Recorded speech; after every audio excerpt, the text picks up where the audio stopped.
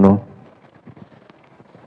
Buen Padre Celestial, las gracias te damos porque has permitido que un grupo de tus hijos estemos en tu santo templo para aprender más de tu palabra, Señor, para poder escudriñar, analizar todos los eventos históricos que se han dado para el conocimiento de tu palabra. Señor, gracias por tu amor, gracias por tu misericordia. Bendice a los que aún no han llegado y a los que estamos acá, que sea tu bendición para todos. En el nombre de tu Hijo amado Jesucristo. Amén.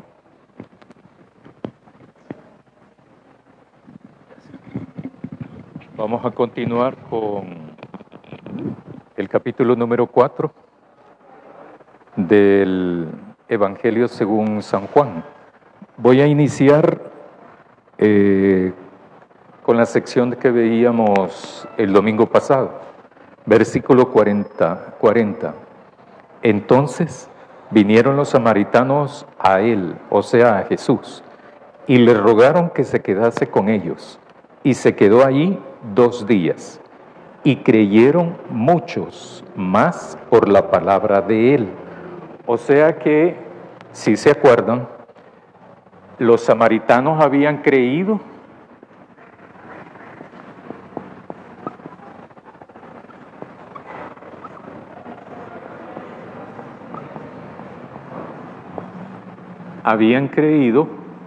por la palabra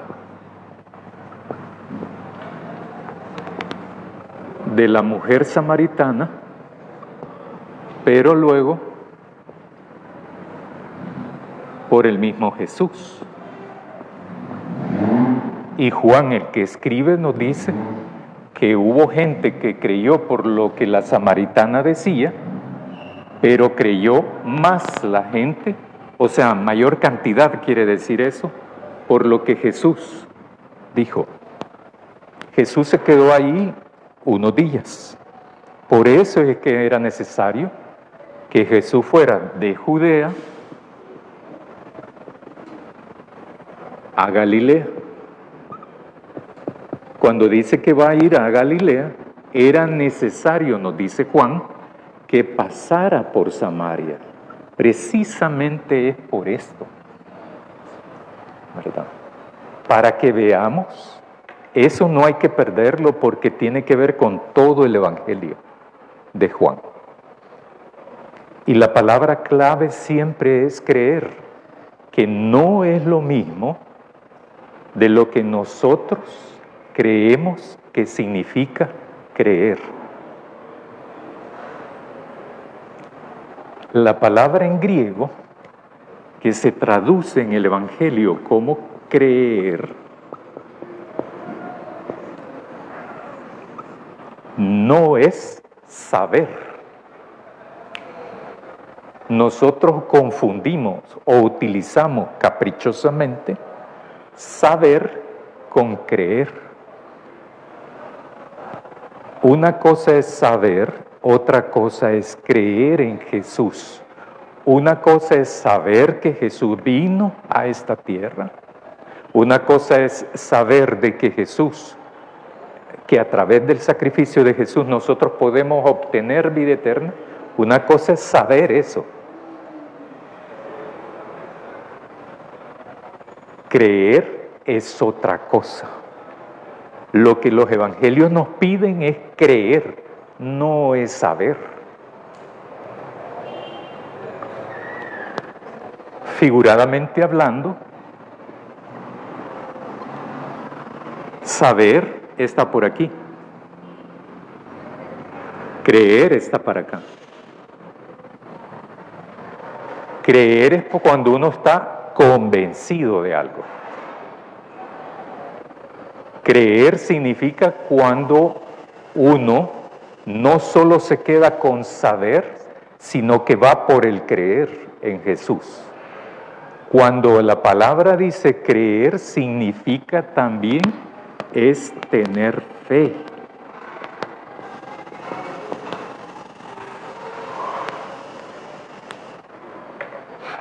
No es como cuando decimos, estoy enfermo de algo y estoy pasando consulta, pero yo tengo fe en el médico. No es eso. Hablando de Dios, de Jesús, no es eso. Saber es una cuestión muy superficial. Yo sé que ahí está el sol, ¿verdad? Uno sabe eso. ¿Por qué? Porque lo ve. Creer hace referencia a tener fe, o sea, a tener convicción.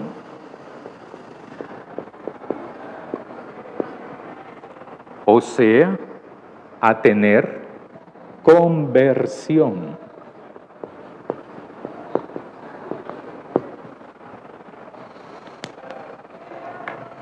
¿Se acuerdan de aquel texto cuando dice, si hasta los demonios saben eso?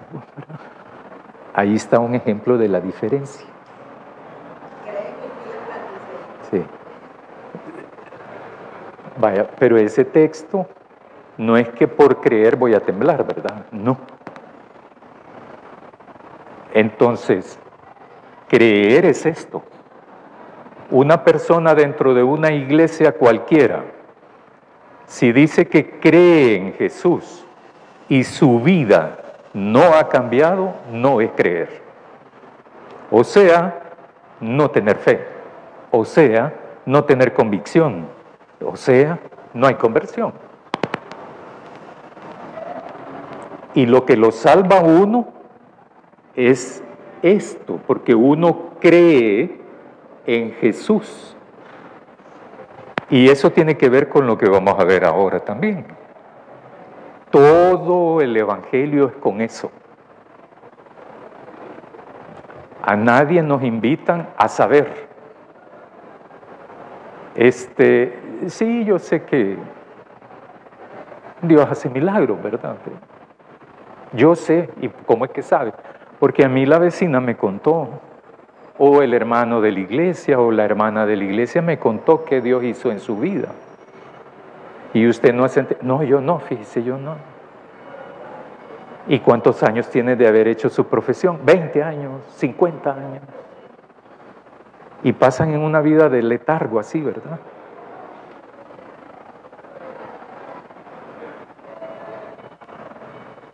Acuérdense de esto, ¿verdad? Este tema de creer es un eje transversal en todo el Evangelio según Juan. En cualquier Evangelio, en cualquier libro del Nuevo Testamento, en cualquier libro del Antiguo Testamento. O crees y eres parte del pueblo de Dios, o no eres parte del pueblo de Dios. Pero yo ayuno, sí, pero no crees. O sea, no tienes fe, pues. O sea, no tienes conversión. Por 50 vigilias que alguien entre, por 70 ayunos que alguien haga, no te vas a salvar por eso. El único que salva es Jesús. Pero Jesús perdona a los que creen en Él, no a los que saben que Él puede hacerlo. 43, versículo 43. 2 días después salió de allí y fue a Galilea, porque Jesús mismo dio testimonio de que el profeta no tiene honra en su propia tierra. Esa es una cuestión bien ambigua. ¿Su propia tierra cuál es? Judea, Samaria, ¿verdad?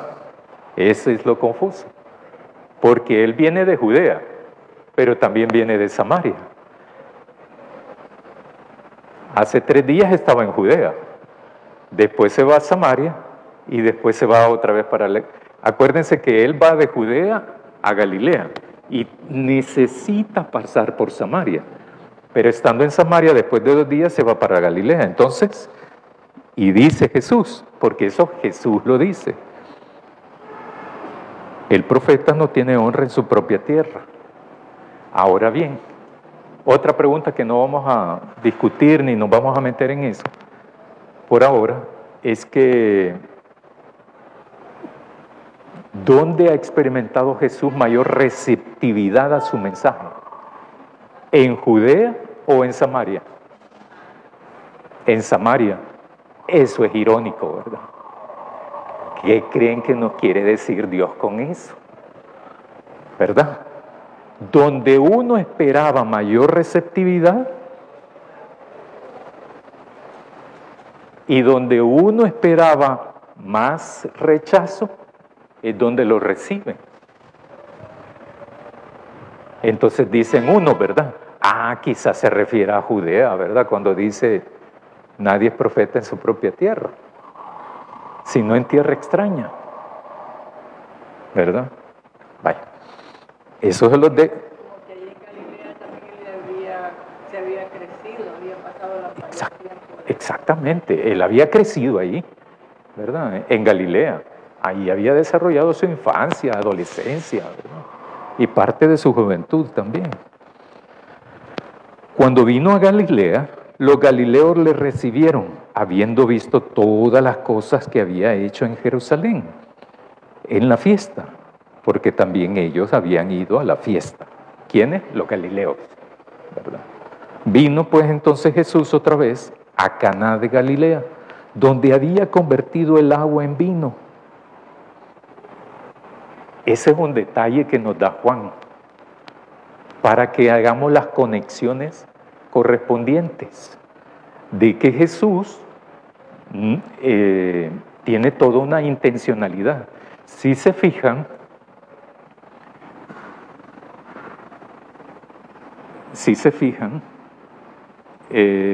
Judea, Samaria, Galilea, Jesús había estado moviéndose y decide ir a Judea, luego quiere ir otra vez a Galilea, pero pasa por Samaria. Entonces fíjense en eso, de que el movimiento de Jesús es es bien itinerante.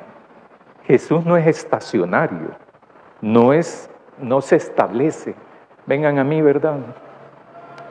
Entonces, yo una vez, en el año 90 creo, uno de los pastores más emblemáticos de este país, Bautista, dijo, hablando de evangelización y todo, en una asamblea dijo, mire, a mí la experiencia me ha enseñado que el buey, cuando tiene sed, busca el agua, dice. ¿Cómo? Cabal. La estoy dejando hablar porque no se le oye. Sí, cabal, bye. Amén. Entonces, no, ¿verdad? No. Jesús no es el método de Jesús. No debe ser el método nuestro como iglesia.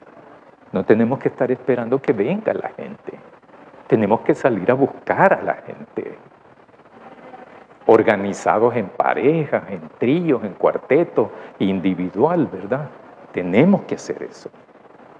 Ir donde está la gente. Buscar a la gente.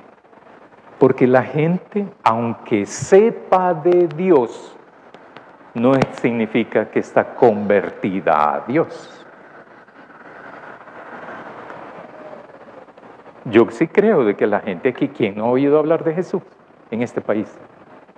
Todos. Pero eso no significa que son conversos. Tampoco significa que tienen una teología adecuada. ¿Verdad? Bien, vino pues Jesús otra vez a Caná de Galilea, donde había convertido el agua en vino, y había en Capernaum un oficial del rey cuyo hijo estaba enfermo. Este es Herodes, el rey. Él mismo se había puesto rey. En esto está el Herodes el Grande. Cuando él muere, le hereda a sus hijos secciones, territorios. Y hay un Herodes Antipas que le da una parte y el otro, los hermanos, otra parte, y así, ¿verdad? Pero estos se autoproclamaban reyes, pero realmente no eran reyes. Ellos tenían ínfulas de reyes. El que mandaba ahí era el Imperio Romano. Y mandaba porque tenía no sé cuántas legiones allí del ejército. Y este Herodes, él le hacía los mandados a Poncio Pilato. Porque el que mandaba ahí era Poncio Pilato. Lo que pasa es que en esa época el Imperio Romano gobernaba sobre toda esta sección, todo este territorio y otros territorios más. Sin embargo, a los Herodes les permitía gobernar en algunos aspectos. En algunos aspectos. Si Herodes quería salirse de sus límites, le tenía que pedir permiso a la autoridad romana. Si la autoridad romana le decía, está bien, hacelo, lo hacía. Si no, no. Ah, pero no basta con solo eso, porque también está el Sanedrín, que también tenía otro espacio de autoridad y de gobierno sobre los judíos. Igual, los del Sanedrín no podían pasarse de Herodes. Si querían hacer algo que iba a estar en contraposición de las leyes de Herodes, le tenían que pedir su venia, su permiso. Si Herodes decía que sí, lo hacían. Si Herodes decía que no, no lo hacían. Hay algo ridículo con esto, ¿verdad? Enfermizo, ¿verdad? Los meros del Sanedrín, cuando llevan a Jesús capturado, léanlo ahí, ¿verdad? Ustedes saben mejor eso que yo, pero léanlo. Dice, mira, buscan a Poncio Pilato y le dicen, mira, queremos venirte a traer a alguien que se está haciendo pasar por rey de los judíos, ¿verdad?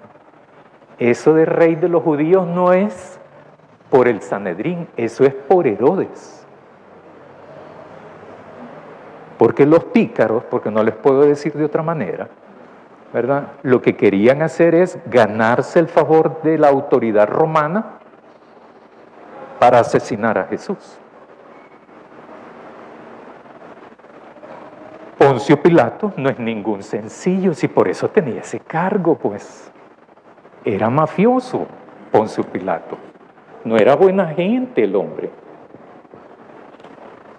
Y le dicen que entren los del Sanedrín. No, no podemos entrar porque estamos en la fiesta. Y sería contaminarnos. Miren qué ironía. No se quieren contaminar pisando los lugares paganos del Imperio Romano, pero sí llevan la causa de muerte de un inocente. ¿Cómo es eso? Vaya, pero solo es un ejemplo nada más. Vaya, estamos así, un funcionario de este Herodes tiene a su hijo enfermo. Donde había convertido el agua en Capernaum, oficial del rey, cuyo hijo estaba enfermo. Cuando oyó, o sea, el funcionario de Herodes, cuando oyó que Jesús había llegado de Judea a Galilea, es interesante, ¿verdad? Porque aquí no nos dice de Samaria para Galilea. Como que en el relato la gente borró Samaria, pero Juan no. Miren cómo es la cosa, ¿no? Esas son las cosas que hay entre líneas aquí. ¿Por qué la gente en el chambre, verdad? O sea, en la Vox Populi, en el chambrerío, ¿por qué la gente había eliminado Samaria? No les convenía, porque tenían bronca, que ya lo vimos el domingo pasado, los judíos con los samaritanos.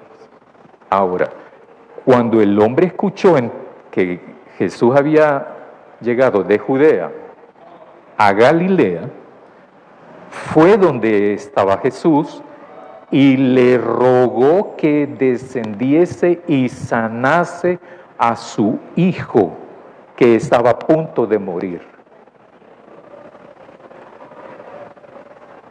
¿Qué otros judíos han visto ustedes haciendo eso? Hasta el capítulo 4.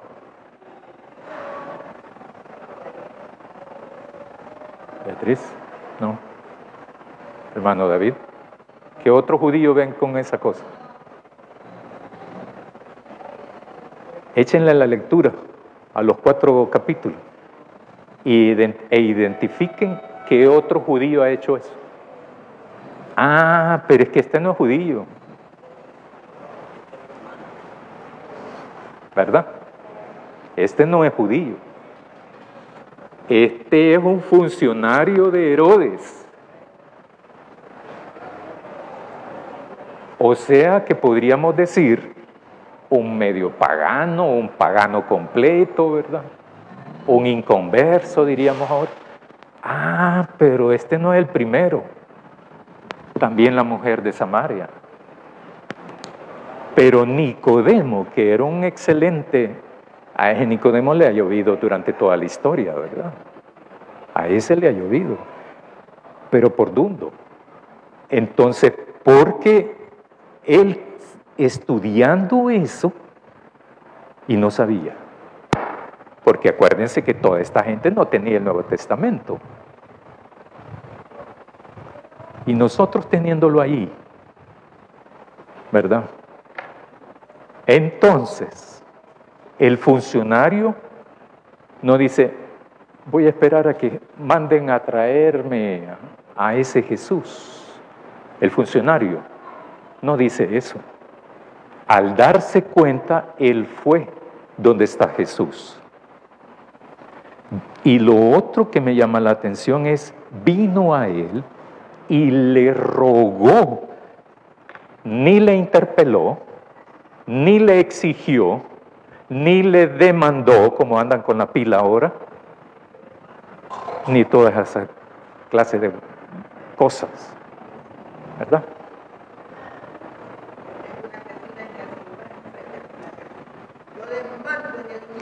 No. Hay que ubicarse, ¿verdad? Entonces, Jesús le dijo, si no viereis señales y prodigios, no creéis. Como ahora. ¿Por qué ahora? ¿Verdad? ¿Es necesario hacer eso? No. ¿Hay que esperar que pase algo de eso? No. ¿Por qué entonces estamos esperando eso? Ah, lo que pasa es que esta es hipótesis, ¿verdad? Una hipótesis mía es que no nos interesa esto, ni tampoco esto. Lo que nos interesa es bendiciones.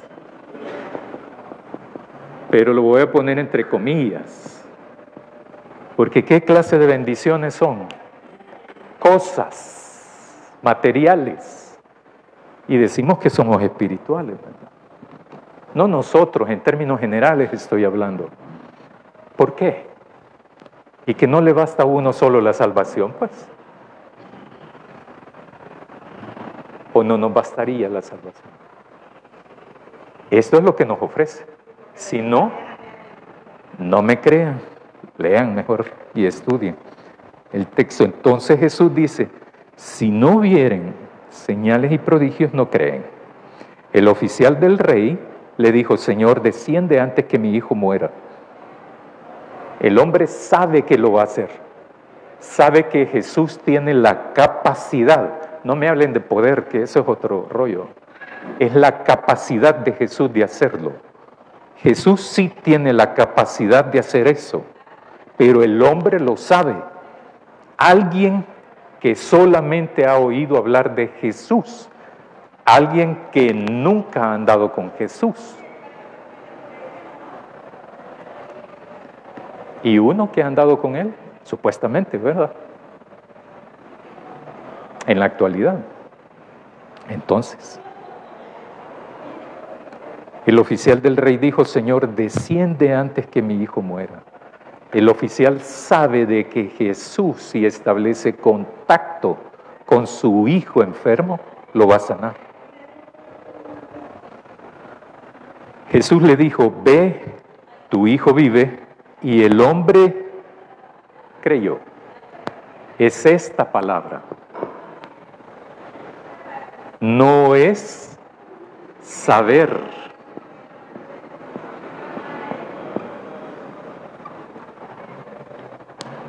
Es creer.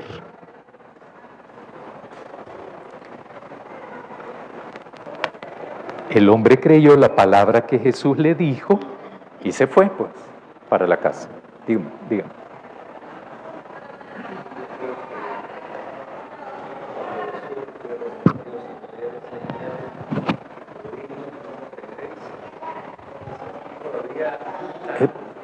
Ahí le traen el micrófono. Gracias. Si es tan real como antes, porque si él ya lo estaba afirmando y muchos de nosotros, hasta que no vemos o en otros un milagro, no creemos en Jesús. Es más, como usted decía el domingo pasado, pedimos a Dios un milagro, es totalmente erróneo ese concepto. Entonces, porque Dios es poder, es misericordia, es amor. Entonces, Jesús lo enseñó hace más de 2000 años y todavía seguimos con él. Queremos ver un milagro para creer en él. Exacto. Sabemos, pero como usted muy bien dice, no creemos porque no nos estamos convertidos. Y esa es una realidad dolorosa, pues, sí, la verdad. ¿Por qué no rompemos esa cadena también? La misma cadena actitudinal de rechazar a Jesús, histórica, crónica, hasta la fecha. ¿Por qué no lo rompemos eso? Ve, tu hijo vive. El hombre creyó y se fue. Cuando ya él descendía, sus siervos salieron a recibirle y le dieron nuevas, diciéndole, tu hijo vive. Entonces él le preguntó, ¿a qué hora había comenzado a estar mejor? Y le dijeron, ayer, a las 7, le dejó la fiebre. El padre entonces entendió que aquella era la hora en que Jesús le había dicho, tu hijo vive. Y creyó él con toda su casa, o sea, con toda la familia. Esta segunda señal hizo Jesús cuando fue de Judea a Galilea. Vaya, hermanos, solo tenemos 10 minutos para esto. ¿Cómo lo ven? Díganme. Ya le traen el micrófono.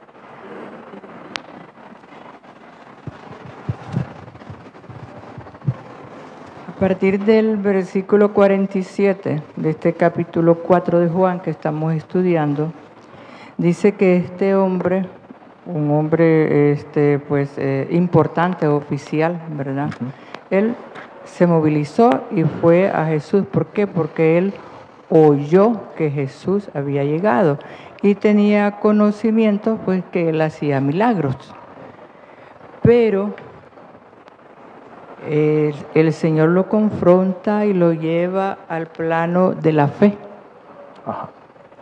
A este hombre. Aquí yo veo dos cosas, dos eventos importantes, y es uno, lo del padre que va angustiado a pedir ayuda, y el otro, el milagro que hace el Señor Jesús al sanar al hijo. Pero con el padre, él trata con él lo relativo a la fe, porque él, si no ve milagros, pues no confirmaba su fe. Él creía y tenía conocimiento que que Jesús hacía milagros, pero no tenía fe. Por eso le dice el Señor, si no vieres señales y prodigios, no creeréis, le dijo. Pero este oficial, más adelante en el siguiente versículo, le dice otra vez, desciende por favor, porque mi hijo se va a morir. Y me llama la atención también que lo que le pide este padre de familia angustiado es que Jesús vaya. Pero Jesús actuó no como él le pidió, sino como Jesús quiso hacerlo, y es su poder de hacer las cosas de lejos. No necesita él ir. Entonces, porque le dijo, ve, le dijo, y tu hijo vivirá. El hombre se fue, me imagino yo, pensando, ¿será que es cierto? Pero se fue y al llegar allá, pues le salen al encuentro las personas que estaban ahí y él quizás dijo, a saber si me vienen a avisar que ya murió, pero su hijo vive. Entonces, Dios actúa así muchas veces, no como nosotros le pedimos, sino como Él quiere. Y nosotros lo que nos interesa es, o lo que a Dios le interesa es tener fe en la palabra. Él dijo una palabra y sucedió, hizo el milagro a través de la palabra. No simplemente el creer, sino el confiar que va a actuar, no como yo le pido, sino como Él quiere. Pero yo tengo que confiar que Él me va a responder. Exacto, exactamente. Es que hay que ubicarse. El hombre no le dice, y es que yo no te estoy preguntando, te estoy diciendo que vayas a mi casa. No le dice eso el hombre, ¿verdad? Fíjense en eso. Ahora bien, es cierto esos dos planteamientos. Y surge entonces la pregunta, ¿cómo respondo yo a Dios? ¿Cómo respondo yo a Jesús? ¿Cómo respondió ese hombre, ese padre, ante Jesús? Creyó. Creer viene del mismo. Creyó en la palabra de Jesús. Pero esto de creer en la palabra de Jesús no son como los monitores en salud, ¿verdad? De cuando le ponen los aparatos a uno que hoy ando bien, ¿verdad? Que no sé qué, creo al máximo, me pasa algo y voy así. No. Cuando uno cree, cree. Si no es emocionalismo, ¿verdad? Entonces uno no tiene, esto no es emoción. Esto es existencialismo, ¿verdad? Cuando uno cree, es que hoy amanecí depre, dicen. Es una bayuncada. Es que no podés hacer eso. O sea, cuando uno cree, cree. Históricamente cree. No, si no es una emoción, las emociones son fluctuantes. Es como cuando hay un tema que más les gusta a ustedes, creo yo, que eso del amor. Es que uno, cuando ama, pues. Si no es otra cosa, que no es amor. Puede ser otra cosa. Pero cuando uno ama. Por eso está la pila esa de que cuando le dice uno a las parejas, en la pobreza, en la miseria, en la angustia, en el dolor, pero también en la... Bueno, riqueza a veces a unas parejas nunca la agarran, ¿verdad? Nunca la logran. Pero igual, ¿verdad? Dijéramos riqueza o en la salud, etcétera, etcétera. Y es cierto, tiene sentido eso. ¿Por qué? Porque si una pareja tuya o nuestra solo va a estar en las buenas contigo, eso no es amor, pues, ¿verdad? Puede ser cualquier otra cosa. Ese tema les gusta más, ¿verdad? Pero voy por el orden. Pero lo que el oficial el funcionario se le pudo haber ocurrido quizás mandar a Jesús, pero Jesús es Jesús, el Hijo de Dios, el Señor y Salvador de esta vida, ¿verdad? Entonces, nosotros no, nadie, solo Jesús. Por lo tanto, hay que ubicarse. El hermano David, ¿quién más me pidió la palabra? La hermana también. Pues le voy a... Bueno, aquí. Y luego usted, hermano. Aquí. Vaya. Ahí lo chantajearon ahí, mire. Gracias, pastor. No, es broma. Sí, quizás el oficial, quizás él, además de que creyó en Jesús, él ya había escuchado y por eso se acercó a él, ¿verdad? Tenía, sí, aparte de creer, creo que tenía fe de que Jesús iba a sanar a su hijo también, ajá, pero no se quedó con eso. Él me imagino yo, no lo dice ahí, pero dice que creyó toda su casa. Sí, la familia. Me imagino que vino y empezó a hablarles a todos, igual que la samaritana, como fue y les habló a todos de lo que Dios había hecho con ella. Sí. Entonces él vino y logró que su familia también creyera en Jesús, y porque dice que él y toda su casa, que es a lo que realmente nos está enseñando aquí Juan, ¿verdad? Que vayamos y contemos como lo que Dios ha hecho. Sí. Y está haciendo con nosotros y lo que puede hacer en las personas, porque un oficial que supuestamente tenían tantas cosas, enseñanzas muy lejos de Jesucristo, y él creyó en él aún así, porque había escuchado.